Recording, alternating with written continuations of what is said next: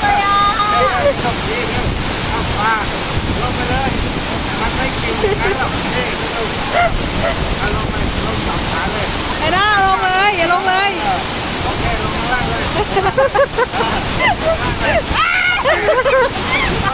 ไปไปไปแล้วไปเลยไปเ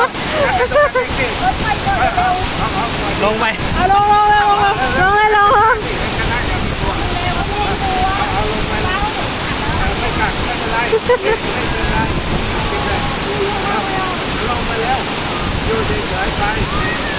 ลงเฉยๆไปแล้วรีบลงไปเลยไม่ต้องห่วง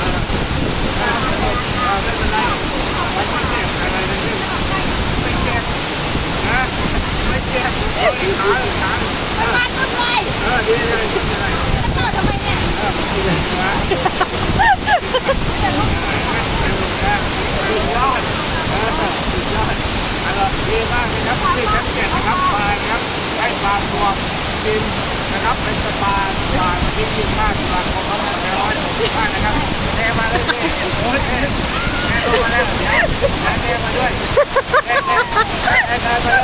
ไปก่อนจะกัดจะ เคลียร์กันก่อนนะ โอเคแน่มาแล้ว เดี๋ยวมากค่ะ แน่แล้วแน่ ไม่ไหว แน่